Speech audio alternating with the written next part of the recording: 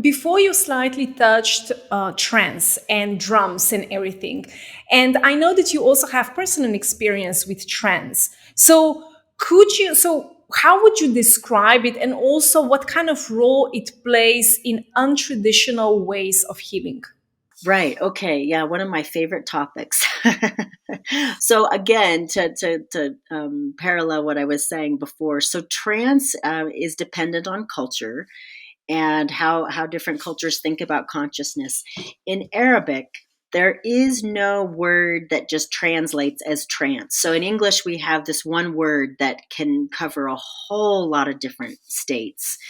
So the first thing to note is that in this particular community I was working with, there would be three different sort of categories describing a general state, a general conscious state. But there were at least 12 other words to describe how they felt, how these states felt, and what kind of movements a person might be making in those states. So that's to say a lot of nuance to what different conscious states can be like. So trance is a very, very broad term, but generally we're referring to sort of a different kind of state than we would go about in our normal daily life. So we might think about low level trance. We've probably all, or most of us have had an experience where, let's say, you've got something on your mind and you're driving home and you're thinking about this thing, and suddenly you realize, oh, I'm home. I don't even remember driving. I don't remember that stoplight. We're just kind of on autopilot and our mind is on something else. Or absorption, when we're deep into a film or a book and we lose track of time.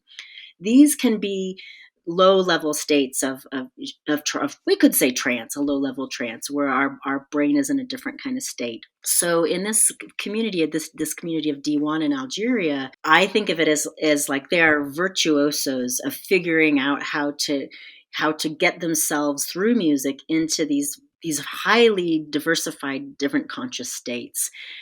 So we could have something that's lighter, with what I call an emotional trance. In certain Sufi communities, you might think of rapture, or you could think of a music concert where people are, even like with young people these days, they go to these trance concerts.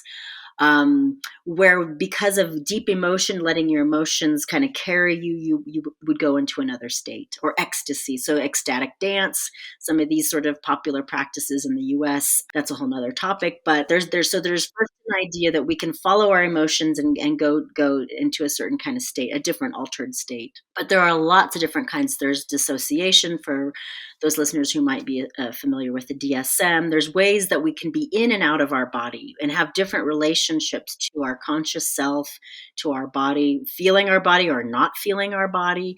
So yeah, that's just to say that it's vast, and there's many, many different kinds.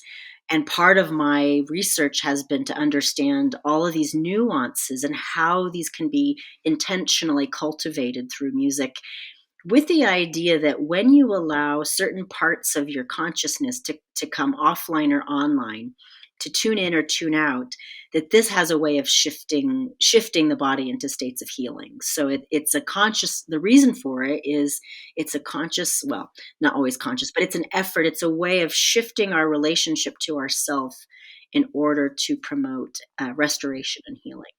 Yes, interesting. Now, while you were talking about this and, expressing emotions through dance, through body, expressing it that way, I couldn't forget about, Western culture. I'm not saying that every Western, absolutely, because I know so many people who are not ashamed or afraid to express themselves with their body and going into a trance dance and ecstatic dance. And, it's beautiful to watch that.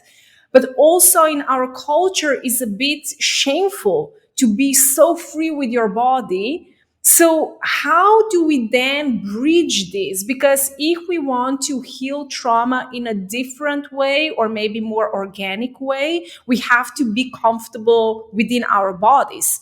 So what do you think? How can we bridge that so that we can also let go of shame, to then be okay with our body, and then to express all of this what needs to be expressed, and heal it and let it go? Do you know what I mean? Yeah, yeah, that's a tough one. I would say it begins in small steps and just trying out small things at home in your own personal space where you have privacy and you're not concerned about anybody that might see you.